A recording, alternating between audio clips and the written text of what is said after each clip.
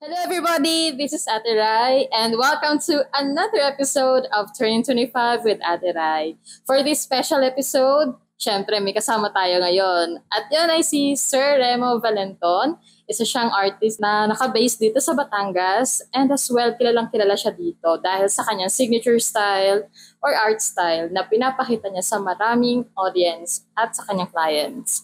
So sir, before tayo mag-start, magpakilala muna po kayo sa ating audience. Ako si Remo Valenton, isang visual artist na Batanggenyo. Wow, sir. Magkababayan tayo. Kasi Batanggenyo rin ako. Taga-Taal lang naman din ako. Tapos sir, saan kayo sa Batangas? Bawan, Batangas. Bawan lang po kayo. Batangas. Pero dito na ako sa Batangas City, tapos sa Goncillo. Ako NPA. No permanent address. Nagulat ako sa NPA kasi akala ko naman yung NPA na sir, wag naman tayo sa bundok. No permanent address. So for our first question po, ano po ngayon yung pinagkakabalahan nyo sa buhay? Anong ganap nyo ngayon sa inyong pong artworks? And may art show po kayo, one-man show. Okay. Katatapos lang ng aking third one-man show sa Art Tablado, Robinson Galleria sa EDSA, Ortigas. Ito yung nung last September 16 to 31. Title nun ay Redemancy. Yung Redemancy na yan is, inaano ko to sa aking late wife na si Lulu. Iyan ko sa kanya yung exhibit na to. So, ang mga naandoon, naka-subject doon ay tungkol sa kanya. Oh, tungkol sa pag-ibig.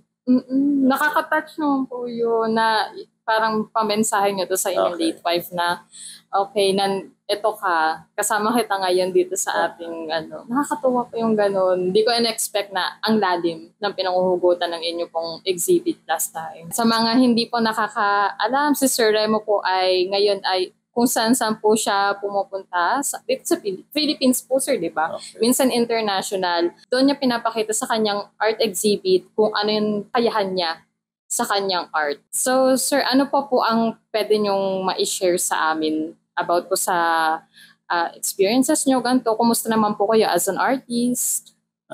Ako naman okay. Itong time na to, pagkatapos ng aking third one-man show, or Redemancy, ay ito talaga yung time na month na pahinga ko. Kasi nagre-reformat muna ako ng isip ko at masyado ng fully memory full. So yung October, pagkatapos lagi ng aking one-man show is nagpapahinga ako. October and December. So start ng January, start na uli ako ng pagpipinta para naman sa fourth one-man show ko. Wow! Sunod-sunod yung ganap niya, sir. Nakakatuwa yung gano'n na siyempre, kinakailangan naman din natin ng pahinga. As an artist din naman, hindi natin pwedeng i-push yung sarili natin sa paggagawa ng artworks Nakakapuno siya. Kaya yung technique nyo yan, sir, na ngayon, pahinga nyo ngayon, at least bibigyan nyo ng time yung sarili nyo na mag-replenish ng energy before ka gumawa ulit ng panibagong artworks. Pwede nyo po ba kaming kwentuhan about sa career nyo, paano po kayo nag-start or nagsimula, at bakit ito po yung career path na pinili nyo? Sa totoo lang, hindi ko pinili yung career. So dumating na lang ito sa buhay ko at saka alam ko kasi na simula pagkabata ko mahilig na ako sa arts. Elementary pa lang ako, kinder pa lang ako, natatandaan ko. Favorite ako sa art subject ng aking mga teacher at lagi silang nagpapadrawing sa akin. So yun yung mga naging experience ko nung ako'y bata pa. Tungkol naman dun sa aking ginagawa ngayon, nag-aral ako ng fine art sa PWU at nung umuwi ako ng Batangas, nagtayo ako ng negosyo, konting advertising. 1988, umuwi ako ng Batangas, 1989, nagturo ako ng art lesson. So doon nag-umpisa sa Bawan, pagtuturo ko ng art lesson, doon nag-umpisa yung aking artistic na naglalaro sa isip ko na hindi na sayang yung pinag-aralan ko. Dahil ako naman noon nagtrabaho din sa mga export ng mga bangles, sa mga ladies accessories designer ako sa Makati. So kaya alam ko yung mga kolorete ng mga babae na design ako. Unexpected. So yun yung aking trabaho noon. Pero may pabilyaan na ako ng time na yun. So nung umuwi ako, tayo ako ng negosyo na dito sa Bawan. Tapos para naman na ma-evolve yung aking artistic mind, nagturo ako ng art lesson para lumawak yung art dito sa Batangas. So, doon nag-umpisa yung art dito sa Batangas. Kayo yung nagbigay or nagbukas ng opportunity ng Yes, arts dito sa Batangas. Kaya nga kilala kayo dito sa atin. Dahil tulad nito yung sa Pagsik, di ba? So, isa kayo sa mga founder or kayo po yung mismong founder. So, dahil dito, ang dami na ring Batanggenyong artist na natulungan ng Pagsik na mahanap yung kanilang path sa pagtungtong sa art, sa larangan ng sining, I mean.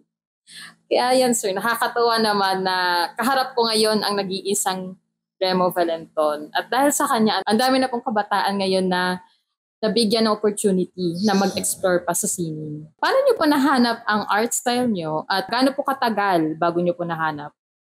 Nung ako nag-aaral ng Fine Arts sa Philippine Women's University, nag-start ako ng first year. First year ay ang course ko ay advertising. Advertising. Then nakita ko yung aking mga artworks na painting, hindi sa advertising, mga poster pupunta. So talagang gusto ko noon is magpinta. So no second year nag-change ako ng major, ginawa akong painting. So doon nag-umpisa yung aking pagka-artista ng sining visual. Galing. So dahil pala po doon sa isang subject na yon, sir, parang nakita nyo rin kasi sa sarili nyo, ay parang hindi to inclined sa akin yung advertising. Iba yung hinahanap ng puso ko. So doon ako sa mas hinahanap-hanap ng puso ko kaysa sa anong meron dito ngayon sa akin. So ngayon ang naiisip ko kasi, sir, is mas tinahak nyo yung talaga ang path or yung nakikita nyo sa sarili nyo in the next few years or ngayon dahil din sa pinili yung decision na yon at yun na yung nagbunga para dito. So noong time na yon pag kumuha ka talaga ng major in painting, fine art, sasabihin sa'yo, gutom yan. Totoo yan, sir. Totoo yan. Handa na ako magutom noon. That time hindi, basta gusto ko yung painting, gusto kong ilabas lahat yung nasa sa isip ko at nasa puso ko. Gusto kong mag-painting kahit maghihirap ako. That time kasi binata pa ako noon . So, yun yung nasa ipo habang nag-aaral ako, invento ako ng experiment ng mga artworks. Kasi sa women's talaga, open yung may freedom ka ng kaalaman mo. Hindi ka hinahawakan sa leeg para itong gawin mo.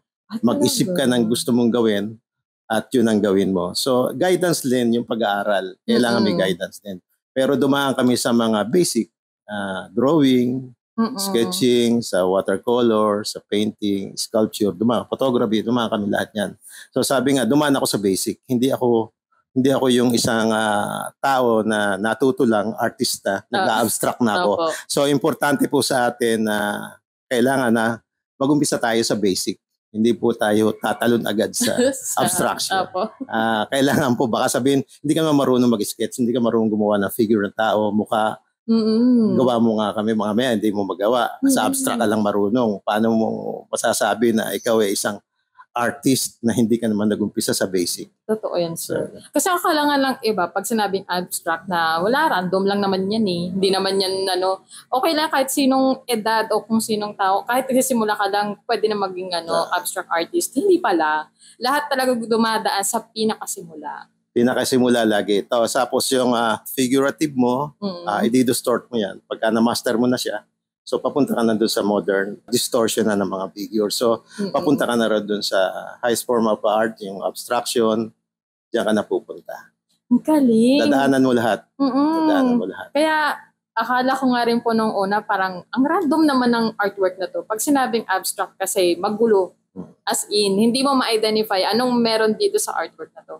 Yung pala yung pinagmulan niya na, syempre, mas focus kasi minsan sa art, yung pagiging reform, yung talagang maayos na pagkakapinta, like may structure talaga siya, may muka, kumbaga. So pagdating talaga sa abstract, ang weird kung sasabihin ng ibang tao. Pero ganun pala yung perspective ng isang abstract artist na ganito kasi yon. So dapat tingnan mo na mabuti anong meron doon sa art na yon. Hindi lang siya random drawing or painting. There's more than it kaysa sa kung ano lang yung perspective mo o kung ano lang yung nakikita ng mata mo.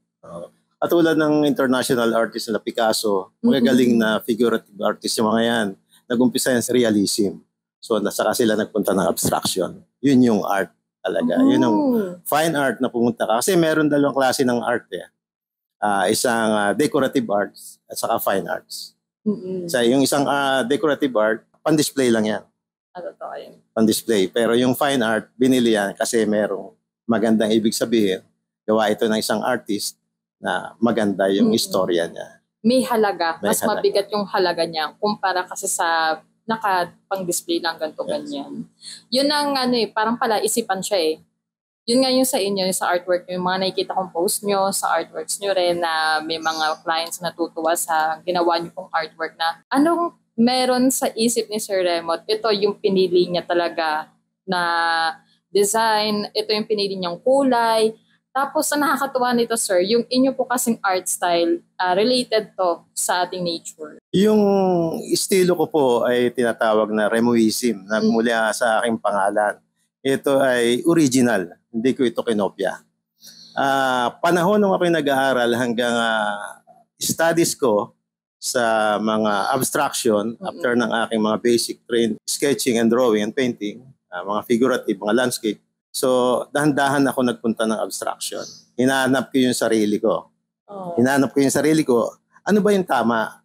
Ano ba yung art? So, ganun, hanggang experimental na ginagawa ko. Dumating ang time, kasi hindi to maaalis sa isang artist na manlamig ka. Hindi mo alam yung, saan ba ako tutungo? Magugutom na ba talaga ako? Wala na ba talaga akong pag-asa sa buhay? Ganun po lagi yung minsan nadidepress po yan eh. Ang isang artist ba, kasi hindi mabibili yung painting mo, kahit maganda. Walang nakakapansin. Noong time na yun, ang Batangas talaga hindi nakakapag-appreciate. Magkano lang ang presyo ng mga painting noon. Makakabili ka ng 300 pesos na naglalako dyan sa bangketa. Yun yung mga commercial arts na tinatawag no, na galing Mabini, galing kung saan-saan, Mabini, Manila. So, pero pag iniisip natin ngayon, hinahanap-hanap natin yung mga commercial art na yun. Nasaan na yung mga arts na yun na galing sa Mabini art, sa Malate. Wala na tayong nakikita nito.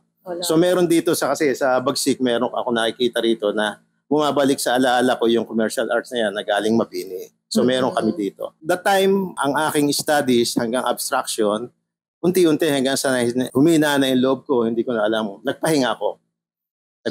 Pero may grupo na noon, yung Bagsik na itinayo ko, 1991. So sila yung nagpapatuloy. Sila Bill Perez, kauna-unahang presidente ng Bagsik, Batangan yung grupo sa sining at kultura. Siya yung nagpatuloy. At saka yung ibang member na estudyante ko noon sa art lesson, na ngayon mga architect na, engineer. So yung iba nasa abroad na. So sila nagpatuloy. Hanggang ako noon nagpapahinga. Hinahanap ko yung sarili ko. So that time, hanggang yung binalikan ko, yung aking alaala, 1984, medyo matagal to Go lang, medyo sir. matagal to. Go lang, sir. Pero hindi nakasama ang panahon ng Hapon dito sa istorya. Sige. 1984, nagkaroon ako ng experimental art, yung yero. Kasi nung estudyante ako, tuwing ako'y dumadaan, pagkagaling ko ng eskwelahan, ng kolehiyo, nakikita ko sa daan, may mga building na tinatayo o nire-repair, lagi may mga yero sa harap. Mga yerong luma na tinabi, tapos yun yung safety guidance nila na bakod ng mga building. So sabi ko, mas magandang pintahan to o kaya mural na gawin. So lagi nasa isip ko yan. That is 1980s. So inumpisahan ko 1984. Tagal ano? Tagal. So talaga yung proseso ko nung Remoism, talagang matagal na proseso. Hindi ito, yan, ganito, hindi. Ginawa ko ng paraan kasi nakikita ko kasi yung aking advokasya, yung bang isang bagay na itinapon mo, pinakinabangan, hindi mo na binigyan ng halaga. Opo. Nakita ko yung yero, pag bulok na, ginamit natin itong bubong eh. Ito yung buhay natin, pinoprotektahan ka niya sa init, sa bagyo, sa ulan, hindi ka nagkakasakit, family mo. Yung yero ng bubong, pag wala yung bahay mong bubong, that time kasi yero yan, parang paano ka mabubuhay no kung may init at basa ka? Totoo nga po. So pag bulok na yung yero, pinapalitan natin. Itatapon, ibebenta sa junk shop. So may mga kalawang na yan, butas-butas, kinakain na ng lupa, ang pagkakalawang niya. Papalitan ng bago. Yung ating utang na loob dun sa yero, dahil tinatapon natin, ibinalik ko sa loob ng bahay para bigyan ng recognition na talaga ito yung kinalakihan ko na tumulong sa akin. Kaya binigyan ko sila ng halaga. Ipinasok ko ulit sa loob ng bahay, ilagay ko sa isang artwork, sa painting, at nilinis ng konti, pero gusto ko talaga yung mga kinakalawang, yung nabubulok na. So tinitreat ko ito hanggang maging matibay siya. Sinama ko sa, doon po nag-umpisa ang remuism. At isa po yung kadagdagan. Yung pong aking isang identity bilang isang Batanggenyo at saka bilang Pilipino, ay makikita niyo doon sa artwork ko kasi meron laging balisong na maliit. Doon sa signatory ko, meron po lagi doon balisong. Ito po tanda ng ako ay isang Batanggenyo. I'm proud to be a Batanggenyo. At doon po din makikita niyo kasi lagi yung kulay ko is laging primary colors. Red, yellow, and blue. Tapos may white. Ito po yung kulay ng bandera. Sa amin makikita kayo lagi, bakit ba mayroong kulay lagi na kapiraso doon na yellow o red at saka blue and white? Ito po yung kulay ng bandera natin ng Pilipinas. Yung matawad po talaga natin. Ang ganda ng symbolism niyo, sir. From the how you look on the sa yero natin. Lahat talaga ina-appreciate niyo eh. Ang pinaka-importante sa inyo is kung ano yung hindi na mapakinabangan ng iba. Kayo yung nagbibigay buhay doon. Tapos nilagay niyo po sa artwork niyo at mas naging makabuluhan siya. Nagkaroon na siya ng mas magandang meaning na mas napapakinabangan natin ngayon. Tapos sa balisong, eto natuwa nga ako sir sa mga artworks niyo. Like ko siya nakikita. Pati yung kulay ng bandera natin. Napaka-iconic ng ginawa niyo pong pagkakakilanlan ninyo bilang artist at syempre ng remuism. Yung mismo pong art style nyo. Like, pampadagdag flavor sa inyong art style. Nakakamangha siya talaga. Kaya nga kanina napa-speechless ako kasi grabe naman, ang lalim. Hindi ko in-expect na, akala ko random lang siya eh. Na naandun lang yun, pang-design lang, ganun. Yung pala, there's something more na mas pinapakita nyo yung pagka-Pilipino nyo and at the same time, pagiging Batanggenyo. Ang ganda, ang lalim. Kaya kahit saan ako pumunta, sa mga artwork ko, dala-dala ko lagi yung pagka-Batanggenyo ko, yung balisong. Nung pumunta ako ng South Africa, ng Cons Filipino, Biyahe 5, nagkaroon kami ng art exhibition sa Jabet Art Center sa Pretoria, University of Pretoria, South Africa. Doon nagturo kami ng workshop sa mga Africans at saka sa embassy. Ngayon, Philippine Embassy po ang nag-invite sa amin. 4 kami na artist na pinadala doon. At nagturo kami ng art lesson tapos karoon na exhibit. Tinatanong sa akin lagi, bakit mayroong knife? Sabi ko po, ito yung identity ko bilang isang Batanggenyo at Pilipino. So wala naman kayo makikita ng ganito. Ako lang ang meron. So yun po yung originality. Kailan po natin kasi pagka isang artist kayo magkaroon kayo ng sariling identity. Yung hindi nyo kinopya. Nag-iisa lang kayo.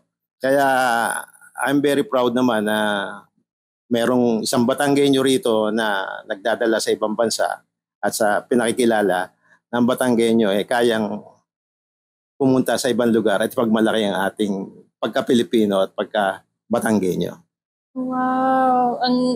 Kayo na po yung naging sa ngayon, sa edad natin ngayon o sa henerasyon natin ngayon, kayo na po yung mismong nagiging tulay ng Pilipinas sa ibang bansa na meron kami isang artist na dapat nyo malaman at willing siyang i-share ano yung perspective niya as an artist at bakit kailangan siyang kilalanin. Ano yung galing ng isang Pilipino pagdating sa larangan ng sining at kultura natin bilang Batanggenyo. Lalim naman pinanghugutan nyo, sir. Ang dami kong ano ba yan? Napapaisip ako na hindi lang pala si Sir yung type ng tao na mapagbiro. Meron pa palang Sir Remo na malalim ang tingin sa mga bagay na nasa paligid niya. At isa sa mga napansin ko sa inyo, Sir, ina-appreciate niyo yung mga maliliit na bagay na hindi napapansin ng iba. Mga basura. Pero Sir, yung basura na nasa tingin niyo ay siya yung naging instrumento niyo eh. Yes, sir. Basta meron ako nakita ng mahalagang bagay na nakatambak, nasa basurahan, kinukuha ko ito. Yung mga itinapon mga laruan, kuminsan yung mga apo ko nilalaro, tinatapon, sisira. Dinadampot ko ito, binibigyan ko ng istorya. Nilalagay ko sa canvas. Galing. Sabi nga nila sa akin Sir, bakit ngayon ka lang lumitaw? Ang Ah. tagal mo ng artist. May pagkahinog yan eh. Mm-mm. Siguro time na yun, hindi ko pa oras. Totoo yan, sir. It will take a lot of time talaga. Years pa kamo bago nyo po mahanap yung sarili nyo at yung tatak nyo bilang artist. Kasi akala ng iba, pag sumikat ako sa social media, ganito, i-post ko lang yung artwork ko, maraming tatangkilik na dyan. Hindi. Parang ang kinakailangan mong malaman as an artist is ano yung identity mo, ano yung artwork na ipagmamalaki mo na ikaw lang mismo nakadiscover nun at wala nang iba pa. Yun yung pinaka-importante, yung isang identity mo bilang artist ka, nag-iisa ka sa ginagawa mo. At binibigyan mo yung halaga, yung mga visible things, make it visible. Oo, sir. Yun yung mga bagay na, yung mga hindi mo nahahawakan, na nakikita mo lang, pwede mong hawakan, ilagay mo sa artwork yan. Iniisip mo pa lang, nahahawakan mo na. Totoo. Ang catchy naman nun. Sir, ang catchy talaga ng mga sinasabi. Nakaka-relate ako kasi nangarap din ako na maging artist na katulad mo. Kaso nga lang, syempre, hindi yung kasing level mo. I mean, nangarap ako na magkaroon ako ng imahe na makakatulong sa akin na i-guide yung emotions ko or yung thoughts ko sa paggawa ng art. But unexpectedly kasi napatigil ako kasi nagpa-consume ako sa toxic mindset ko before. So, hindi ko siya naituloy. Pero ngayon, na nalaman ko yung perspective mo na, ganun pala talaga kapag artist. Hindi siya pangmadali ang proseso. Napakahabang panahon bago mo mahanap yung sariling iyo. Kaya nga, sabi ko, panahon din lang yan. Kung panahon mo. Huwag mong madaliin. Mas maganda yung hinog ka sa tamang panahon. Parang yung kawayan. Diba? Yung hinog sa panahon. Yung, yung tinatawag na putok sa buho. hindi, kailangan talaga hinugin natin. Hanapin natin yung sarili. Kung isang gusto nyong maging magaling na artist, hanapin nyo talaga yung sarili. Huwag kayong magmadali. Dadating yung time. At saka, nandyan lang yan. Tsaka, sir, para kayong prutas, di ba? Na, syempre, hindi mo pwedeng kainin ang prutas kapag hindi pa hinog. Yung talagang hindi pa okay yung lasa. So, syempre, aabutin pa siya ng ilang araw, pero sa tao, aabutin pa siya ng ilang taon bago siya magkaroon ng lasa na magugustuhan ng karamihan at pagkakakilanlan ng pagiging isang prutas. Parang yun yung nagiging symbolismo na naiisip ko ngayon sa inyo. Kasi knowing ang daming artworks ngayon, ayan yung kay Sir Remo pala, yan, na natin kay ito Sir po ay photography, hindi muna ako naglabas ng aking Remoism. Dahil para hindi naman magsawa yung ating mga manood. Siguro January maglalabas na uli ako. Nang medyo may evolution ng konti. Ito po yung mga aking mga importanteng bagay na kung saan ako napunta. Kinukunan ko siya ng madali kasi photography. Ako naman po ay nag-aaral din ng photography nung ako ay nag-aaral ng fine art. So, mahalaga din po ito sa akin. Napakahalaga po yan. Kaya one of a kind po yan. Totoo. Saka, balik ko doon sa prutas. Baka sabihin kasi nung iba, yung prutas nabubulok yan Hanggat manibalang ka, medyo umuusbong ka na. Medyo nakikita na yung sarap at yung kagandahan mo ng prutas mo. Ano ba yan? Pagdating ng panahon, mabubulok ka rin. Tama po, mabubulok tayo. Kasi ako, alam ko, balang araw, mabubulok na rin ako. Pero huwag kayong mag-alala. May maiiwan po akong buto. Ang ganda na nga na. Na sisibol po ulit ito. Merong magdadalang mga ibang artists ng tungkol dito. Kaya po wala pong katapusan. Ang art po kasi walang katapusan. Hanggat nag-exist siya, talagang hindi siya mawawala. Hanggat nag-iisa lang kayo sa ginawa niyo yun, mahalala kayo, hindi kayo makakalimutan. Tsaka sir, syempre, hindi man natin masabi kung hanggang kailan tayo. Itong mga iniwan mong artworks mo, yan din yung patunay na you once existed in this world, na ito yung patunay mo na ikaw to Yan yung legacy na may iwan mo dito. Oh, yes. Dito na ako makikilala kasi nag-iisa lang po ako. Kahit i-google nyo, makikita nyo doon, Remoism.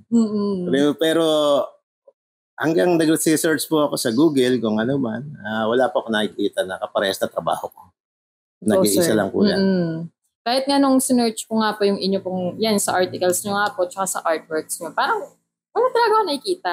Kasi ibang-iba yung atake na ginagawa nyo sa bawat artworks nyo. So yun po yung yung style ko, yung buhay ko, yung nasa puso ko, yun po yung Remuism. Mm-mm. Lahat po ng ipinipinta ko ay may istorya, yan po ay parte ng aking laman at isip at puso. Mm-mm. Kaya pagka kayo nagkaroon ng piyesa ko, bale, yung pag-ibig na pinahihiwatig ko sa bawat isa, sa mga aking piyesa, ay meron pong pag-ibig na papasok sa inyong bahay. Bakit po may pag-ibig? Kasi yung pag-ibig nyo doon sa binigyan nyo ng halaga, yung itinapon yung basura na yero, pinasok nyo sa loob ng bahay, pinaganda, para ma-appreciate ng ibang tao. Ganun pala. Mm-mm. Yun yung pag-ibig na makikita na. Kaya napakahalaga po ng pag-ibig sa ating buhay. Pagka may pyesa kayo ng galing sa akin, mayroon kayong pag-ibig sa bahay. Totoo, sir. Kasi nandyan yung pagmamahal, yung puso nyo talaga mismo, pinur out nyo talaga doon sa inyo pong artwork. Paano po yung abstract expressionism na ginagawa nyo sa Remoism, di ba? Paano yung process niya? Matinik ba siya? Mahirap ba siya? Or paano yung pagbubuo nyo? Itinatanong sa akin niya, Sir, paano ba nyo ginagawa ito? Kasi bago ako gumawa ng isang pyesa, gumagawa muna ako ng istorya at saka titulo. Nag-iisip muna ako ng titulo na pumapasok sa akin, sa puso ko at sa isip ko. Gagawa ako ng title ng isang istorya.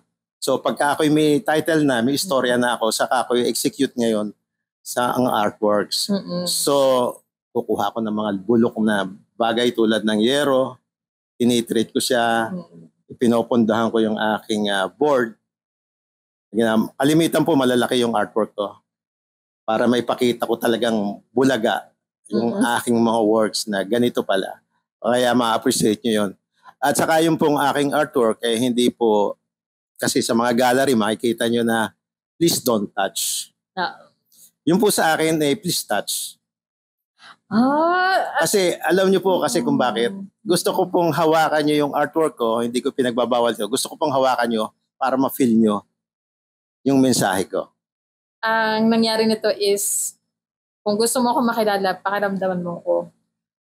Grabe naman. Ano yun, sir? Parang nagkaroon ka ng interaction. Yes. Naging interactive media, something yung inyo pong artwork. Ganun yun na visualize ko ngayon.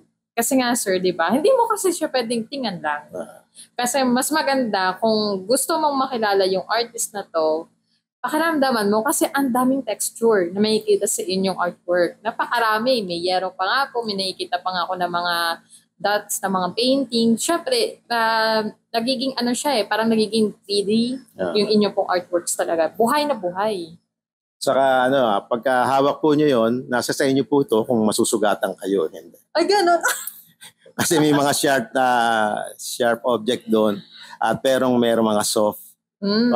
Pag pinifeel nyo po itong hawakan, merong talaga kayong mararamdaman.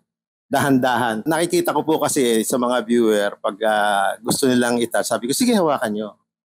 Hindi ko sila pinipigilan. Mas gusto kong hinahawakan nila. Para kita ko dahan-dahan sila. Yung softness ng paghawak nila, doon nila ma-feel kung ano yung istorya. Ang ganda ng kwento. Na hindi ko naman po inasahan na sayang pala, nung last time pala, dati hinawakan ko yung artwork. Dahil pwede pala po yung ganun. Kasi nga, yung sa akin lang, pero yung iba, hindi nyo pwedeng hawakan. Opo. Minsan kasi, pag nakakita po ako ng art, parang nafe-feel ko na, okay, titingnan lang kita. Hindi kita maintindihan kung bakit yan ang ginawa mo. Pero yung sa inyo, parang hinahayaan nyo yung audience or yung mga visitors na, sige, pakiramdaman mo yan. Kasi mas gusto ko nakilalanin mo ko sa ginawa ko pag pinakiramdaman mo yung artwork na pinaghirapan ko. Tapos yung dalawan ko na, sige, bahala ka, masugatan ka o hindi. Parang nandyan yung sabihin natin, circle of life. Meron talagang sakit, may masarap, di ba? Habang pinagmamasdan nyo yung artwork, kasi mapifeel nyo talaga kung ano yung ibig kong sabihin. Meron nga yung, pabayaan po nating magpaliwanag sa inyo yung artwork ko. Habang nafe-feel nyo ito. Pakiramdaman nyo lang. Yung bang mararamdaman nyo yan Mararamdaman nyo. Hindi naman siya random na may mas malalim ang dahilan. So merong bahala na po si Ate Rai na ipakita yung ipakita sa inyo yung aking mga artwork kasi wala rito. Nandito lang sa akin ay photography. So ito pala sir, puro kuha nyo sa phone nyo? Hindi Personalize yan. Kung saan ako mapupunta, may bagay akong maganda yung istorya. Tulad nito, yung si Lolo at ang kanyang baka. Yan yung Paragos. Biro may Paragos sa Batangas. Kasi alam ko sa Mindoro lang meron yan. So ito sa Lemer yan. Sa Lemer. So ito sir, parang ngayon ko lang din nalaman na na-acknowledge na pala yung photography ngayon sa mismong art. Kasi pag sinabi yung photography, ay madali na yung gawin lahat. Picture ka lang naman dyan. Basta may camera ka. Basta yung phone mo may magandang quality ng camera. Pero ngayon, mas nako-consider na pala siya as an art. Pero kung paano mo i-handle yung perspective, yun ang importante. Kasi, syempre, ang gusto naman natin is mga aesthetic, di ba? Yun yung mga ina-acknowledge kasi, especially ng generation ko, Gen Z. Pero kayo, mas tinitingnan na siya na may mas malalim pang dahilan yung kung istorya. bakit yan. Yung istorya niya. Kaya, may kabuluhan yung nakikita ko ngayon sa photography. Tulad dito, sir. Yes, okay yan. Kay Toshi yan. Professional photographer yan. Professional po. Pero ito, sir, may kabuluhan talaga yung inyo. Natutuwa ko dito, sir, kasi ito yung tradisyon na pagluluto ng sinaing. So, yan. Ibig sabihin, meron pa mga traditional na ganyan nakikita talaga sa mga bukid talaga. Mga bukid na nga lang. Pero, ayan, pinapakita nyo ngayon kung ano yung kahalagahan yan at kung saan tayo nagsimula sa pagluluto. Pwede nyo po bang ibahagi sa amin ano yung obra maestrang nagawa nyo na? At ito ba ay fulfilling sa inyo nung ginawa nyo siya or naging disappointed but there's something more? Lahat ng ginawa ko napaka-importante sa akin. Yung una, medyo sabihin mo pangit, pero ngayon na-appreciate ko kasi hindi ko na mababalikan yung time na yun. Mahalaga sa akin yung mga luma, yung mga sketches ko na may guri-guri, na may mali. Yan. So sinama ko to sa exhibit ko doon sa yung aking sa Art Tablado, yung Redemancy. Sinama ko ito yung mga artist collection. So doon ko nakita nga nung aking mga kasamahan dito, yung pala, buti na preserve nyo yan. Nakaingat talaga yan. Hindi ko ipinamigay na time na yun. Pero yung iba na ipamigay ko kasi nga naghahanap ako ng sarili ko, niririgalo ko na lang sa mga kaibigan ko, nagre-request sa akin. So yun, yung mga bagay na. Kaya napakahalaga ng bagay na hindi na natin may ibalik yung 1990s natin. So ingatan nyo lang. Meron kayong sketches, kahit sino, pwede kayo mag-sketch. Kung ano yung gusto nyo, patagalin nyo yan, tago nyo. Napakahalaga niyang bagay na yan. Parang, kumbaga, sige, tingnan natin after a decade, ano mangyayari dito? Yes. Paano mo na siya titignan Kasi, nung unang gawa nyo, parang, okay, iba pa yung tingin natin. Bago-bago pa lang siya, hindi kayo satisfied. Pero pag, talaga, dumating na yung tamang panahon, pag tinignan mo na ulit siya, okay, naintindihan ko na yung visualize ng old self ko, bakit ito yung ginawa ko. At ngayon, mas na-incline pa siya lalo sa present time or sa inyo mismo ngayon.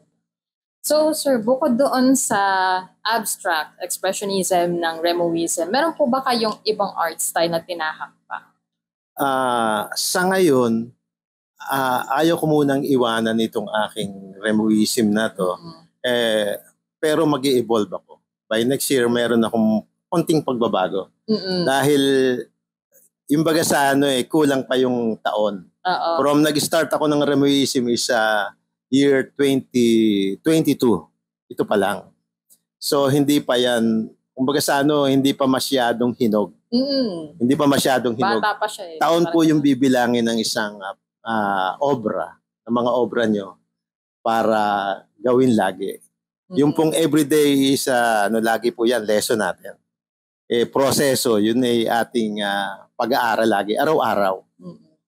Hindi po natin mape-perfect ang isang bagay. Hindi po natin kailangan i-perfect talaga ang isang artwork. Kailangan lang ay maging satisfied kayo sa ginagawa nyo. Oras na kunin nyo yung perfection sa artwork nyo, gagawa kayo ng hindi nyo maintindihan. Wala kayo. Gusto nyo abutin yung bagay na hindi nyo kayang abutin. Kahit nga si Kristo hindi naging perpekto kasi nagalit siya no sa simbahan. Kaya tao lang tayo, mahirap maging perpekto. Lahat tayo may pagkakamali. So gawin natin yung isang bagay ng art natin, yung satisfaction. Napaka-importante. Pagka ito, satisfied na ako. Pag dinagdagan mo pa yan, mawawala na yung ganda niya at istorya. Oo, totoo yan, sir. Kailangan yung satisfaction. Pag natapos nyo, okay na to, okay sa akin.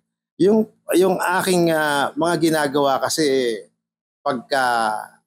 kaya nga merong istorya, may title, may istorya. Pag natapos yung istorya, tapos na po yung aking pagpipinta. Next story na ulit. So bawat piyesa ko po, may sari-sariling kwento. Sabi sa akin, kung minsan nagtatanong, paano ka nakakagawa ng kwento? Hindi ka ba nauubusan?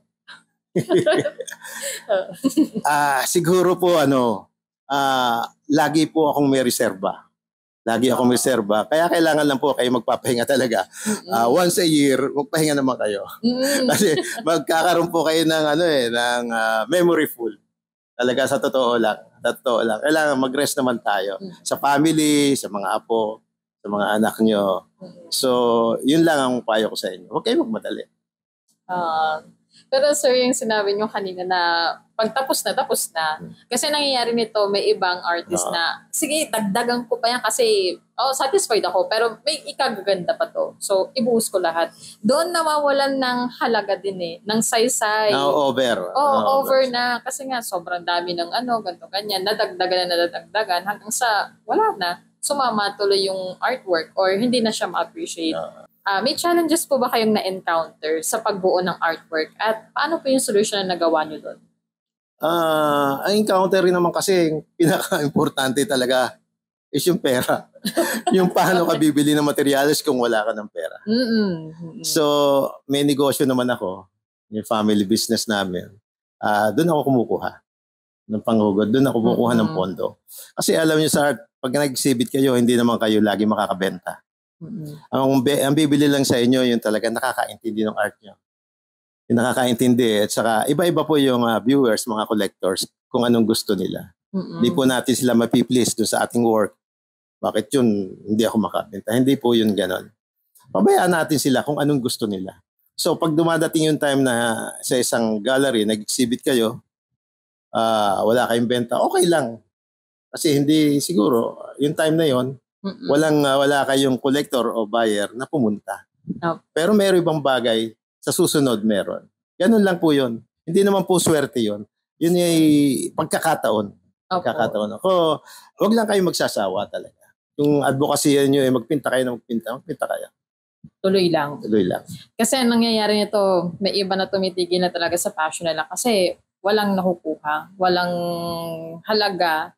Yung talagang typical na halaga para doon sa ginagawa nila. Kaya napapahinto or nagtitigil. Pero yung sinyo, okay, sige, tuloy lang. Kahit anong mangyari, go! Kasi pinaka-importante is na ilalabas ko talaga yung laman ng isip ko sa pamamagitan ng artworks ko. Saka meron din namang client kayo na nagpapagawa ng ganito, ng mga portraiture, mga oils, so commissioned artworks. Tanggapin nyo. Kasi pang nyo yan pang dagdag kita yan. Huwag nyo ipilit lagi yung gusto nyo. Kasi ito yung art ko ba't ko babaguhin? Oo nga, sir. Ayaw niya. So, kailangan mo ng pantustos doon sa artwork na sinusuportahan mo. Ganun lang. Pero wag mong iwanan yung ginagawa mong artwork na bago.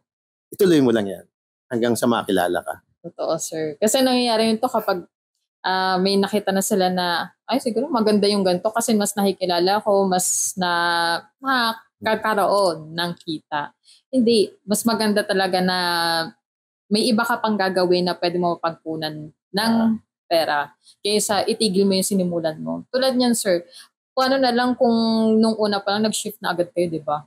Walang remoism, wala kayo dito ngayon, walang bagsik. So, ang laking bagay din kasi na hindi kayo tumigil. Napakalaking bagay no, na hindi talaga kayo tumigil sa ginagawa nyo. At least, ito yung patunay na, okay, may isang Raymond Valenton nakasakasama ngayon sa podcast na to at nakikilala ngayon ng audience at binabahagi ang talento ng isang Batanggenyo at syempre itong Bagsik. By the way pala, Bagsik po ay merong art exhibit dito sa Studio Angeli, dito sa RCA Subdivision. Tapat po ito ng Batangas sa Provincial Capital, yung subdivision dito.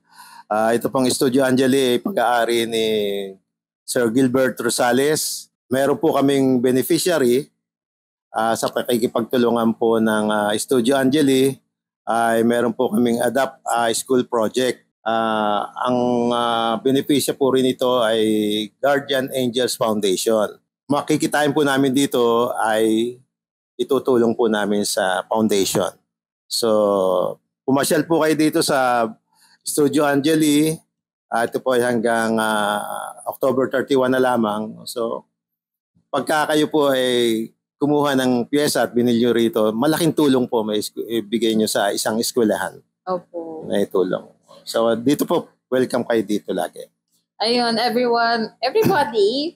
So, pwede po kayong pumunta dito sa Studio Angeli kasi nandito ngayon ang Bagsik at pinapakita nila ngayon yung kanilang artworks hanggang October 31. So, makikita nyo rin dito yung mga iba't ibang artists na gumawa ng mga artworks dito. Siyempre, nandito rin si Sir Remo pag available kayo, Sir. Tsaka si Sir Gilbert. Siya yung owner or founder ng Studio Angeli. Ito pala, Sir, curious ako. Dumating na ba yung time na feeling mo walang nangyayari sa'yo? Like, gusto mo nang sumuko sa paggawa ng art? Like, wala eh. Talagang walang improvement or walang nagbibigay halaga sa'yo sa ginagawa mo. Dumating ba yun sa time mo? And then, dumating ba yung time na parang gulong-gulo ka na, gusto mo nang umalis sa ginagawa mo ngayon? Dumating naman yan nung ako'y noon, sabi ko ako'y nawala sa art scene. Ito yung silent years ko. Talaga, sir? Hinahanap ako ng grupo, ng Bagsik. Nasaan na si Sir? Tahimik talaga ako noon. Tahimik talaga ako ng time na yon. Itinuto ko muna yung sarili ko sa family, sa business. So yun yung tinatawag ko na silent years. Kahit si Jesus Christ may silent years, ako may silent years din ng pagpipinta ko sa arts. So naging aktibo ako nung tumawag sila ng reunion ng Bagsik. Yung itinayo kong grupo, 1991. Ito po yung kaunahon ng grupo, ng art group dito sa Batangas Province. Ang Bagsik Batanggay yung grupo sa Sinikultura. 1991 po ito nag-umpisa. So, nung 2021, kinontak ako ni Bill Perez, nila Architect Joy Manalo Merhan, yung mga oldest students ko, mga nauna akong 1991 students ko, na mag-reunion daw kami. Medyo mahaba to. Mag-reunion daw kami. So, nag-reunion kami sa Alitagtag sa isang resort na pag-aari nilang Bandola, nila Joseph Bandola. Nag-reunion kami. Hindi ko alam na ito pala yung sorpresa. Sabi nila sa akin, Sir, buhayin niyo uli yung grupo. Para tapos binigyan nila ako ng award, ng recognition. So, nalungkot naman ako. Naghahanap sila ng mag-exhibit na ulit tayo. Time na yan, sabi ko, sige, umpisahan natin. So, nag-umpisa ito nung 2021, nung exhibit namin sa SM Batangas, yung grupo ng Bagsik. Doon nag-umpisa itong activeness ng Bagsik ulit. So, hanggang ngayon, talagang tuloy-tuloy na. Para din po sa makatulong kami sa mga ibang sumusulpot na mga baguhan na artist na gustong mag-members, open sa amin, para kayo po ay nabibigyan namin ng guidance at natuturuan pa kung anong gusto nyong malaman. Yun po ang advocacy ng Bagsik. At yung sining at kultura natin dito sa Batangas, lalo ng sining visual, gusto po namin i-promote ang art tourism dito sa ating probinsya. Yung pong mga LGU na gustong tumulong, yung pong suporta na moral support lang, pinaka-importante po sa amin yan. Na gano'n, para mabigyan natin. Ang dami na po dito sa Batangas na gusto talaga matuto. Marami pong mga grupo rin ng mga kabataan, mga eskwelahan na may mga sariling art group. Maganda pong yan. Halimbawa kasi pag ganun po yung progress po ng ating probinsya, nakikita natin kasi ang dami ng artist dito. Kaya lang po kulang tayo sa identity natin. Hindi katulad ng Angono Rizal, meron silang Gigantes Festival. Oh, wow! Sir, kailan kaya tayo? So, Mascara. Sana po, ito po yung magagawa ng artist. Sila po nag-isip niyan. Kaya yung local tourism nila ay nag-usbong. So, sana po yung LGU natin para maisingit ko na rin yung mga LGU natin, ang provincial capital natin, yung suporta, sana bigyan niyo po ng pagkakataon ng mga artist natin, yung mga Batanggenyo na tulungan. Sa bagay yan, totoo yan, sir. Kasi yan, tulad niyan, dadagdagan na kayo sa Bagsik. So, dapat lang talaga na malaman din ng parte po ng ating LGU na at least naman, baka naman, di ba? Kasi ang dami naman ding mga Pilipino, syempre, dito sa Batangas, mga Batanggenyo na talagang gustong malaman ang sining. Yes. At ang sining din, ang artworks na meron tayo ngayon dito sa Studio Angeli, siya ang nakakatulong para maipakilala lalo ang Batangas. Kaya nga yung meron po ako nakita doon sa part ng dati kong pinapasukan na school, may painting doon na malaki talaga. So parang pinopromote doon na ito yung tourism na meron sa Batangas City and also yung artworks na meron dito, di ba? Pinapakilala yung identity natin bilang Batanggenyo. Ano po yung artwork na hindi nyo po inaasahan na magiging palatandaan nyo bilang artist? Siguro yung hindi siguro, totally yung balisong. Oh. Yung aking signature ng balisong, pagka-Batanggenyo ko at sa pagka-Pilipino ko, yun yung pinaka the best talaga na makikita nyo doon sa akin. Kahit naman saan ako pumunta, laging napapansin nila yung balisong. Bakit daw may balisong? Doon na nag-uumpisa yung istorya. Kasi ayoko rin tapusin yung istorya ng aking artworks. Gusto ko yung collaboration natin. Kasi pag sinabi ko yung istorya, yung buong istorya ng aking artworks, mawawala na yung halaga na gusto mong sabihin. Ay dagdag. Kaya open sa akin yung istorya mo na nakikita doon sa artwork ko at saka yung istorya ko pagdala natin. Hindi close, open siya. Ang ganda ng kinalabasan din. Tsaka yung balisong, di ba? Tatak ng Batangas yan Yung balisong po ay butterfly knife. So, ginagamit siya noon pa man hanggang ngayon. Siyempre. So, ito po ay galing mismo sa Batangas. So, yan. Papakita po natin yan sa pictures or sa artworks din ni Sir Remo pag hinighlight natin dito sa podcast. Lahat na lang, sir, di ba? Parang mostly sa mga artworks mo, puro may balisong talaga. Since 2022. Nag-umpisa lang 2022. Nagsimula Noong 21 wala pa. Nung po. So, bakit niyo po ba naisip na maglagay ng balisong? Ano yun? Para bukod sa pagiging identity bilang Batanggenyo, parang naging parte na ba talaga siya ng katauhan niyo bilang artist? Kasi yung balisong tanda ito ng pagkabarako ng Batanggenyo. Ay, totoo yan. Yung pagkabarako ko, inilagay ko doon para ipakita sa buong mundo kung gaano kalakas ng loob ng isang Batanggenyo para ipakita ang isang painting ng Remoism at may balisong. Ito po ay tanda ng pagka-bravery. Totoo. Kasi sir, di ba, ito rin kasi simbolismo na matapang talaga ang mga taga Batangas. Pero hindi naman matapang na hyper na high blood. Hindi naman ganon. Kumbaga, ito yung sagisag ng pagiging matibay na loob mga Batanggenyo. Yan tulad ni sir, di ba? Yun yung pinapakita nyo rin, sir, na antibay talaga ng loob nyo. Ilang taon na kayo na nandito sa path nyo and hindi talaga kayo bumibitaw. So yun yung kinagandahan ng ugnayan ng balisong at kayo mismo bilang artist. Ito, about ulit na sa Remoism or sa artworks nyo rin, paano po nakaka-impluensya yung recycled materials sa inyong creative freedom? Yung aking mga found objects o found things na nakikita ko tulad ng yero, kung ano yung mga basura na kita ko maganda yung mabibigyan ko ng magandang halaga, nakakatulong tayo sa environment. Nare-recycle natin yung bagay na imbis na itapon, kinokolekta mo para gawing itong art. Marami na kasing gumagawa rin ito ng mga patapon ng bagay.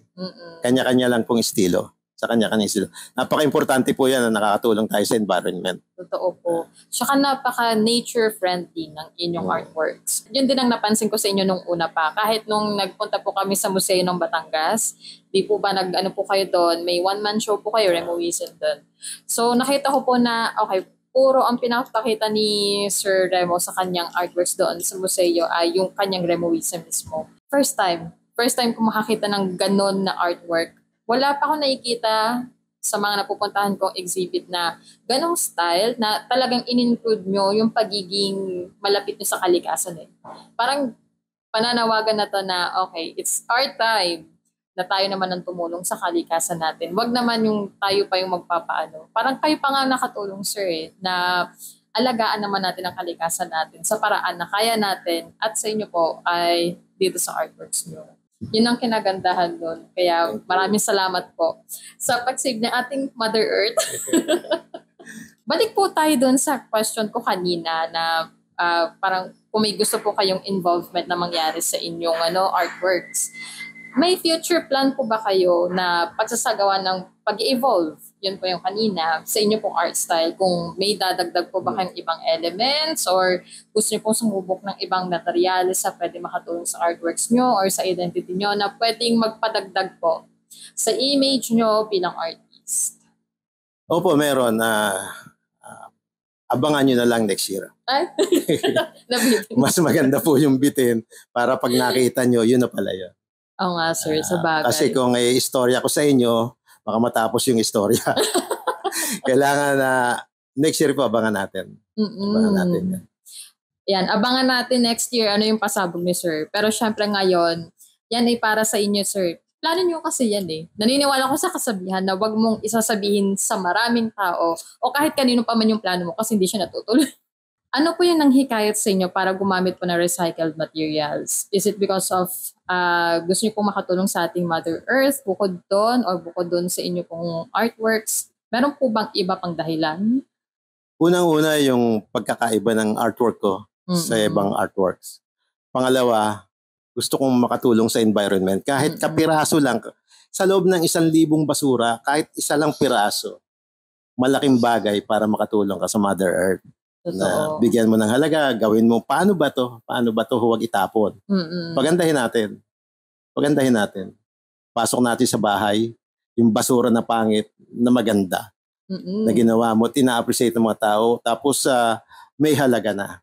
Dati walang halaga, nasa basura siya, nasa lupa, kinakain ng lupa, pero ginawa mong mahalaga siya. Totoo yan, sir. Pero at least nga, mabalik tayo doon sa kay Mother Earth. Well, sabihin natin, ang mga artist talaga ay magulo sa kanilang kagamitan. Mostly. Pero yung sa inyo kasi, yung sabihin natin yung pagkagawa ng dumi, kasi hindi talaga matatanggal eh. Kinakailangan mo talaga magpinta, magkulay. Sa inyo mas napapalapit kasi yung, pagkakaroon kasi ng halaga eh. Kahit sa simpleng paraan or sa kahit simpleng dumi yan, may halaga pa rin yun sa inyo. Talagang nabubuhay siya kahit na anong mangyari. Mas importante po ba sa inyo na kumpleto po ba dapat sa gamit, sa pagbubuo ng art, or ano po ba dapat ang i-prioritize muna kapag nagsisimula pa lang? Pag nag-uumpisa pa kayo, yung sabi ko nga kanina, ibabalik ko, kailangan basic muna yung pag-aralan nyo. So, kailangan nyo ng mga brushes, art materials, pencil, lahat ng mga bagay. Kung nag-uumpisa pa kayo, doon muna kayo tayo sa basic. Lagi ko pang sinasabi, basic po muna tayo bago kayo pumunta ng abstraction. Napaka-importante po niyan. Kailangan mag-basic. So, kailangan nyo ng mga materials tulad ng brushes, mga ganyan, canvas, o papers, mga ganyan, pen and ink. Kailangan po natin yan. So, sa akin naman ngayon, dahil napagdaanan ko na to, hindi ko na kailangan ng kumpletong art tools. Kailangan ko lang yung materials. Yun ang pinaka-importante. Importante, yung materials nakikita ko. Minsan nga, naubusan na ako ng yero. Totoo lang. Wala, kahit pumunta ako sa basurahan, wala. Pupunta na ako sa junk shop. So, nakakatulong ngayon ako. Binibili ako, sabi sa akin sa junk shop, "Sir, bakit kayo bumibili? Bulok na yan. Meron kami mga medyo bago pa rito." Sabi, gusto ko ngayon kinakain na ng lupa. Kung meron ka dyan. Sige, kunin nyo na lang yan, inyo na. Sabi, hindi, babayaran ko. Hindi, inyo na. So, yung mga bagay na yun, nakakatuwa. Nauubusan po ako ng yero. So, yung mga ibang members ng Bagsik, "Sir, meron akong yero, dali ko sa inyo." Ganun. Ibigyan nila ako. Sa totoo lang po, yun yung part na nakakatulong ako sa environment. Sa mga bulok na bagay. Pag umisan dito sa junk shop na lapit sa amin, papakyawin ko kasi binibigay lang 10 piso 1 kilo ng bulok na yero. Talaga sir, ang mura. So pagdating ko naman sa bahayan na almost diba, nag-start ako ng alas 5 ng hapon kasi umaabot ako ng hanggang alauna ng madaling araw paglilinis ng bulok na yero. Tapos tinitreat ko pa yan. Hindi lang po basta inilalagay ko yan sa artworks na gano'n. Tinitreat ko po yan para lifetime yung yero. Pagka naka-display na yan, nasa canvas na, hindi na siya pangit tingnan. Maganda na siya. Kung ganun sir, kung nauubusan kayo, mga ilang yero ang nagagamit niyo sa isang canvas? Marami. Talaga? Marami. Depende ito doon sa subject ko. Depende rin ito doon sa title na ginagawa ko, ng obra ko. Kung kailangan maraming yero, kung kailangan kapiraso lang, depende ito sa istorya. Depende talaga yun. Kasi nagulat ako doon, nauubusan kayo ng yero. So, ibig sabihin, napaka-attentive ng yero sa inyong art piece. Pinaka-una sa listahan ng materials nyo. Hindi dapat siya mawawala. Yung yero talaga kailangan ko. Nakakatawa yung gano'n na akalain nyo yun, mga nabubulok na bagay, tulad niya yung sa yero, siya yung pinaka-mahalaga sa paggawa ng art piece or sa artwork. Yun yung pinaka-major materials na ginagawa. Grabe! Di ko in-expect yun na ang laki na naging bahagi ng yero sa buhay nyo. And syempre, yung symbolismo na sinabi nyo kanina at ngayon sa art piece nyo. Ito po, ayan. About na tayo sa inyong pagsik dito sa inyong pong community na ginawa na mga sining about sa mga artists dito sa Batangas. Paano nyo po nabuo ang pagsik? Meron po ba kayong naging ka-partner dito? Sino-sino po kaya sila? Nag-start ako ito nung nagturo ko ng art lesson. 1989. 1989 na pa lang, nag-start ako ng 4 na student ko. Ngayon nalaki, minsan hindi ko na nakilala mga doktor dyan. So, nag-start ako tapos 1990, medyo naging 6 na sila. 1991, madami na sila. Pati yung, natatandaan niyo yung anak ko, si Vice Governor Gia Perez Chavez. Naging kaibigan ko siya dahil yung anak niya naging student ko, yung 2 anak niya. So marami akong naging estudyante rito sa Batangas. Doon nag-umpisa yung bagsik. Sabi ko, marami ng artist dito from Batangas City, Bawan, Mabini, Lemery, na naging student ko. Magtatayo ako ng grupo para hindi mamatay yung art. Tuloy-tuloy pa rin sila, tuloy-tuloy yung mga workshop namin. So yun yung pinaka-important. So nabuo po ang Bagsik 1991. So doon po lumaki hanggang lahat ng naging estudyante, na-invite namin maging member. So marami po siya. Kaya nung kami nag-reunion noong 2021, so doon po nakilala yung iba, hindi ko nakilala.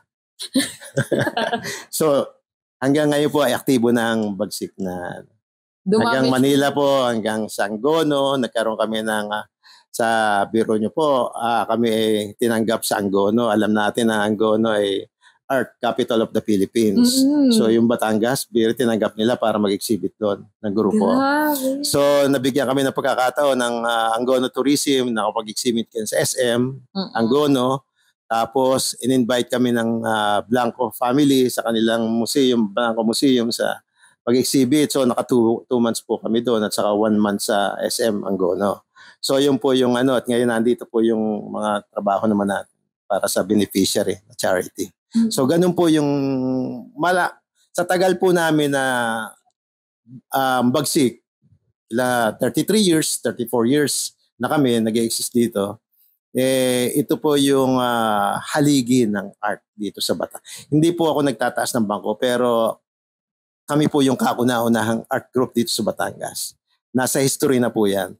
So, kung hindi man kayo masaya na kami ang maging unang grupo sa Batangas, pero ito po ay nasa history na ng Batangas. Kung hindi man lang kaming napapansin ng iba, siguro panahon na din. Lagi ko sinasabi na yung provincial natin, province sa Batangas, ay panahon ni Governor Mandanas ay binigyan ng Bagsik ng pagkakataon para lumaganap ang sining dito sa atin sa tulong ng mga grupo dito sa atin sa Batangas. Binigyan kami ng pagkakataon makapag-exhibit sa Museo ng Batangas, sa tourism, tinulungan kami ng tourism. Sana po, hiling ko po sa bagong administrasyon ng Batangas Province na ibigyan po natin ng pansin ng sining at kultura dito sa atin. Napaka-importante po nito dahil pagka ang isa pong probinsya ay merong mga gawain tungkol sa mga art festival, may sining visual, makikita po natin yung asenso ng ating probinsya. Totoo. Ma'am. Siguro naman po. Kasi nga, sir, di ba? Siyempre, kinakailangan din natin ng pundasyon at saka kinakailangan natin ng haligi sa grupo. Hindi lang po basta kayo. Kumbaga, at least matulungan naman tayo ng administration natin ngayon. Kasi nga, ng Batangas ngayon sa turismo. Siyempre, yung artworks na nakikita natin ngayon, siya rin yung nagdadala sa Batangas talaga. Baka naman, yun nga ang inaasahan ko nga, sir, yung sinabi niyo sa Angono, di ba? Sa Angono Rizal, meron silang festival. Baka naman dito sa atin, magkaroon. Kasi akalain mo naman na ang dami na rin kasing mga artist na galing dito sa Bagsik na nakakapunta na ng iba't ibang lugar para magpakita ng kanilang angking galing sa sining. So tulad niyo, sir, di ba, nakakapunta na kayo sa ibang bansa para ma-promote ang inyo pong artworks, ganun na rin ang Pilipinas. Pwede niyo po bang i-share kung ano po yung naging dahilan? Or kumbaga, ano yung puso ng Bagsik? Yung advokasya talaga ng Bagsik para makatulong sa mga nais, yung kanilang talento na hindi nila mailabas, paano sila gagawin ng tama. Ito yung pagkakataon kasi kaya nandito yung Bagsik para i-assist kayo, tulungan namin kayo, magtulungan tayo. Hindi lang para sa ating sarili, para sa pamilya, kundi para sa ating probinsya. Palaganapin natin ang sining at kultura dito sa atin, sa probinsya ng Batangas. Lagi nating isama. Ako po talaga, kahit saan pumuntang lugar, kasama ko po ang Batangas. Kasama ko po ang Balisong, na tanda ng isang Batanggenyo. Kaya hindi po nyo masasabi na hindi ko po dinadala lagi ang Batangas sa aking artworks. Kahit saan po ako pumunta, meron pong Balisong. Ibig sabihin, may Batangas po dyan. So yun po yun ang napaka-importante. At saka yung adhikay ng Bagsik, tulungan yung mga sumusulpot na artist dito, mga bata. Okay, so far po, ano po yung biggest achievement ang meron ng Bagsik ngayon? Ang magkaroon ng pagkakataong makapag-exhibit sa Manila, yun ang the best ng Makati, 1159 yung gallery. Ang grupo ng Bagsik ay nagpakita ng mga artworks nila, daladalang pangalan ng Batangas. So, ganun din sa Angono Rizal, nabigyan kami ng pagkakataon sa Art Capital of the Philippines. Pero nyo po, nakapag-exhibit doon ang Batanggenyo artist. Teritoryo nila yun at saka magagaling po talaga ang taga-Angono. So, binigyan po kami ng pagkakataon ng Angono Tourism na makapag-exhibit sa SM Angono ng 1 month.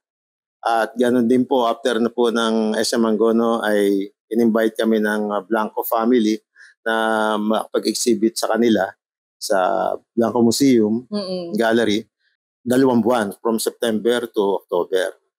So, yun po yung mga achievement ng almost 56 exhibit na po kami ng grupo. So, marami na rin po kami natulungan. Mga charity namin, binigay katulad sa Agoncillo, Municipal of Agoncillo, elementary school, nakapagbigay na rin po kami ng mga tulong sa kanila para ma-repair ang eskwelahan. So marami na pong nagawa, achievement ang Bagsik na nagawa talaga sa totoo lang. Doon po sa sa Agoncillo po ba, di ba? Nakatulong sa kanila sa pagpapatayo o pagpapaayos po ng eskwelahan. Laking bagay na po noon. Dahil nga po, hindi biro ang ganong proyekto na tumulong para po sa eskwelahan. Kaya nakakatuwa po na yung simpleng pagtulong or yung inyo pong plano para po sa mga kabataan natin. Yan ang nagpapakita talaga na ano talaga yung meron sa Bagsik. At saka syempre sa inyo po bilang founder and sa ating participants or sa members po ng Bagsik. Paano po nakatulong ang Bagsik sa pagpapayaman po ng turismo ng Batangas? Tulong na naibigay ng Bagsik sa turismo yung merong mapuntuhan ng mga local artists, local visitors natin, local tourists natin, merong exhibition, may gallery dito, ang Studio Angeli sa Batangas, napupuntahan nila. So, pag merong mga local tourists dito na nagpupunta sa mga gallery at bumibili, nakakatulong po sila dun sa mga batang artist na Batanggenyo. So, pupunta sila na restaurant, kakain. So, kumikita po yung tourism natin. So, yung tulong din po ng mga local government para sa mga local artists natin dito sa Batangas, inaasahan po namin ito. Matagal na din namin hinihiling. Sa ngayon po, ang municipality, Agoncillo lang, ang nagbibigay sa amin ng tulong din, suporta. Kaya yung pagtulong din namin sa kanila, bilang nagbibigay kami, kumukuha kami ng beneficiary sa mga school, natutulungan namin. Ito pong last nito, every year po kasi meron kaming binibigyang eskwelahan. Iniikot po namin ang Bilibinuang Elementary School. So may turnover ceremony kami this coming 27 para iabot sa kanila yung aming naipon na pagbentahan sa painting para maitulong sa kanila. So maraming salamat din sa Municipality of Agoncillo. Ganun din po ang Bawan Municipality of Bawan. Tumutulong din po rin sa amin yan, ang Bawan. Grabe po. Ang laki pa ng extension din ng tulong na natatanggap nyo. Tsaka hindi lang yun kasi na akalain nyo po yun yung mga sa munisipyo po. Ang laki din ng naiaambag nila sa inyo. Tsaka na rin po sa mga tinutulungan nyo. Dahil din sa kanila, ayan, diba? Nagkaroon tayo ng projects, lalo na po yung mga na achieve para po sa Bagsik. Paano po natutulungan ng Bagsik ang mga batang artist na ipakilala o ipakita ang husay nila sa singing sa pamamagitan po ng kanilang artworks? Ang Bagsik po ay nagkakaroon ng workshop para lang sa, bukod po yung workshop namin para sa kalahatan, sa public. Meron din po kaming workshop para sa mga exclusive lang para sa mga members. At tulad po darating ngayong Sunday, October 26, meron po kami dito sa Studio Angeli na workshop para sa mga members, mga bago, at sa mga luma pang artist na matagal ng member ng Bagsik na hindi tumaas sa basic painting. So, meron po kaming si Fel Plata, isang hyper-realist artist na member ng Bagsik. Siya po yung art instructor, art facilitator, magtuturo. Buong araw po ito. Kaya napakaswerte po yung mga bagong member ng Bagsik. Na, sila naman po, after naman nila, ay kami po ay tumutulong sa iba na mga workshop para sa mga bata, para din sa matanda. Na open ito. Nagbibigay po kami ng date, month kung kailan ito para matulungan. So kami naman po pwedeng imbitahan for workshop. Ito po libre. Ginagawa po namin ito sa mga eskwelahan. Nag-i-conduct po kami ng workshop. Ito po libre. Huwag niyo lang po kaming gugutumin. Siyempre naman, sir. Priority din naman kayo dun sa ano. So welcome po kayo lahat para po yung husay at talento ng mga batang artist, mag-member po kayo ng Bagsik para kayo po ay ma-develop namin yung kanyang artistic mind at yung capacity nyo para maturuan kayo ng tama, madagdagan yung alam nyo. Ito po yung proseso namin. So pagkatapos po niyan, natutulungan namin lahat ng members para makapag-exhibit sa Manila. Ang galing. Binibigyan po namin silang pagkakataon para ma-expose. Pero sir, matanong ko lang, magkano ba yung membership fee ng Bagsik? Ang membership po ay minimal lang. 500 annually, renewal. Pag ikaw ay hindi nakabayad ng 500 sa next year, hindi ka makakasama sa mga event. Kasi yung pong 500, ginagamit po namin sa mga materials. Halimbawa po may workshop kami sa pagkain, pag may exhibit, yung logistic, doon po namin kasino na po yung 500, abonado po yung pondo ng Bagsik. Abonado po talaga sa yung 500 kasi meron pa kayong libre na ID na maganda, na may lace, magkano po may. Tapos yung t-shirt naman kanya-kanyang bayad na yan. Ayan. So yun lang po yung yung pong membership is 500 lang. Kung wala naman kayong 500, gusto talaga nyo, mag-sponsor kayo, open naman kami. Pag walang-wala kayo talaga, sir, wala ko talaga, gusto ko talaga mag-member. Nandiyan naman po si Sir Gilbert. Marami naman pong marami pong open sa amin. Basta sabihin nyo lang. Huwag kami yung magbibigay sa inyo ng kakanya na lang, ako na mag-sponsor. Magsabi po kayo. Isa po yung test sa inyo na ako ay talagang interesado. Kasi dumating po yung time na nag-sponsor kami ng walang-wala talaga. Pero alam naman namin na meron siya. Sasagutin na lang para mag-member ka to. Na hindi nabibigyan ng halaga ng bata. Kaya medyo kami. So, kailan lumapit muna kayo sa amin.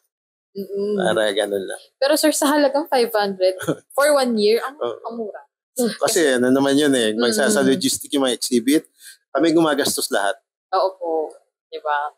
Tsaka sir, yung ganong halaga, hindi mo na siya basta-basta makikita sa isang community. Hindi talaga. Kaya nga ang malaking tulong or malaking bagay yung ganong kalit na halaga. Pero at least open siya for you to learn about the art. Especially para matuto ka sa mga mas kilala or veteran na talaga dito sa sine. Kaya yun, sa mga gusto magpa-member, open po ang Bagsik for everyone. Sa mga gustong matuto about sa arts, ayan.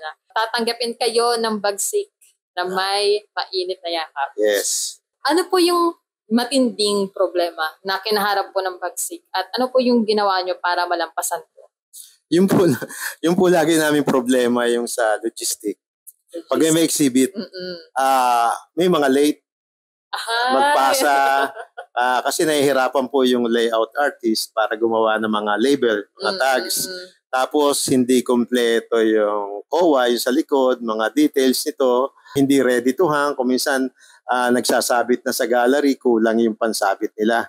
So yun lang ang normal namin problema. Pero sa membership wala naman eh.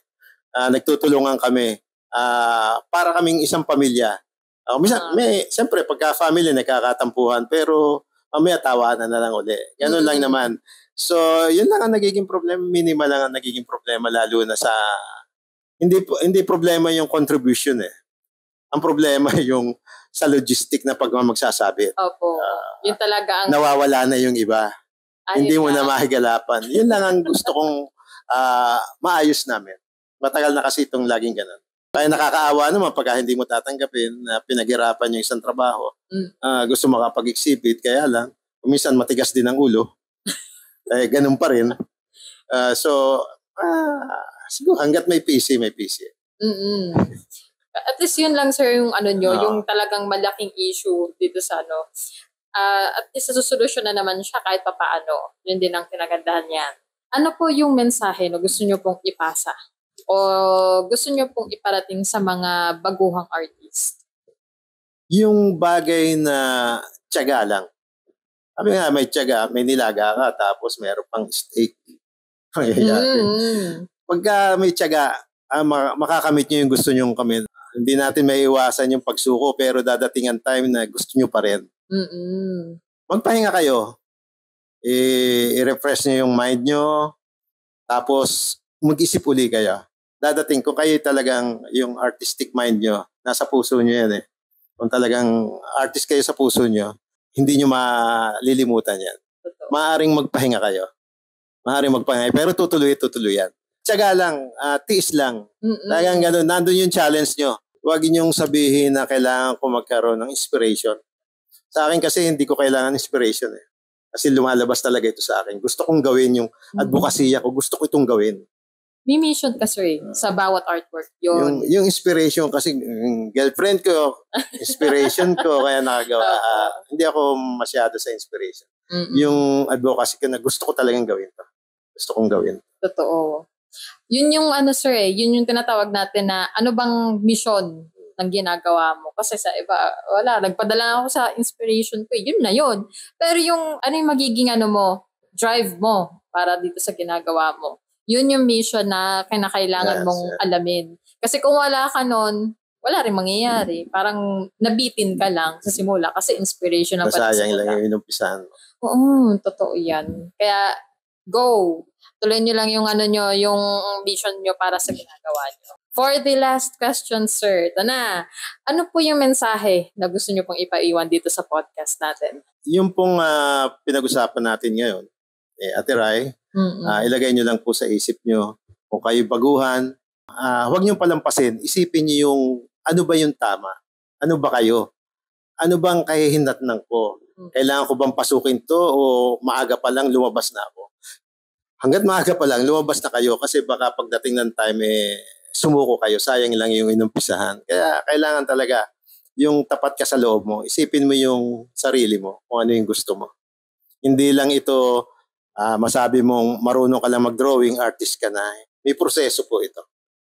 May proseso yung pagkatunay mong pagiging alagad ng sining. May proseso po ito. Pinaghihirapan po ito. Hindi ito parang basta na lang. Basta lang ginawa. Pinaghihirapan po talaga ito. Hindi naman talaga siya pangmadali ang proseso eh. Talagang mano-mano mo siyang gagawin. Mano-mano lang. Tapos na ba tayo? Sige sir, kung gusto mo may dagdag. Meron lang po ako yung dadagdag. Ito po yung aking parting ways as a Filipino artist and proud Batanggenyo, my expressionist opus, my voice, my vision matter. Ano yan, mabibit-bit yan dito. Huwag kayo mag-alala sir kasi syempre kahit na nagsisimula pa lang ang podcast na to, ito yung makakatulong sa inyo para maipakilala sa marami pang tao na makakakita nito kung ano yung vision nyo. So, makakarating yan sa maraming tao. Hindi pa ngayon, pero darating din yung panahon na mangyayari yan. Kaya, ayun sir, maraming salamat po. Thank you, Ate Rai. Thank you very much. Thank Salamat. you, sir. Sa muli natin pagkikita. Ay, sir, ang bilis naman. Wala pa tayong ano. Pakita na lang po niya yung aking mga artworks para magkaroon kayo ng idea. Para at least ma-feature ulit natin yung artworks na meron sa ano. Bukod sa picture, mas maganda kasi video mismo. Para maipakita natin both sideways. Anong meron? Bakit kinakailangan mong hawakan ang artworks ni sir? Kasi kung picture lang eh, makikita mo lang siya. Pero kapag mismong video, ayan, buhay na buhay siya. Everybody, thank you so much for being here with us today. Ayan si Sir Remo. So, salamat po. Ayan, maraming salamat po kasi nakinig kayo dito sa kwento ni Sir Remo at syempre sa chika namin. Hindi ko naman din in-expect na ganitong kadaldal.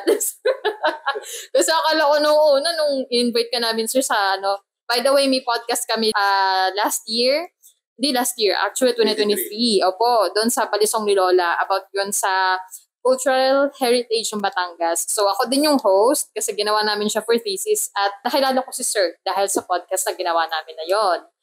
Kaya nung una ko siya na-meet, akala ko nung una mahigpit kayo sir eh. Kasi ang seryoso naman, nakakatakot na dito si sir. Pagod lang. Opo, pagod lang si sir. Pero ngayon parang, okay, ganito pala si sir. Machika talaga siya. Ang dami niyang kakulitan na tinatago. Kaya yun, everybody, thank you once again for being here with us. And Sir Remo, thank you very much po ulit. And also, thank you rin po sa ating pong sponsor for today's episode, Studio Angeli, at kay Sir Gilbert na rin. Pati kay Sir Lem, kasi sila yung mga tumulong para sa episode na to. Kaya maraming salamat. Everybody, thank you once again. God bless and see you all in the next episode here in Turning 25 with Ate Rai. Bye.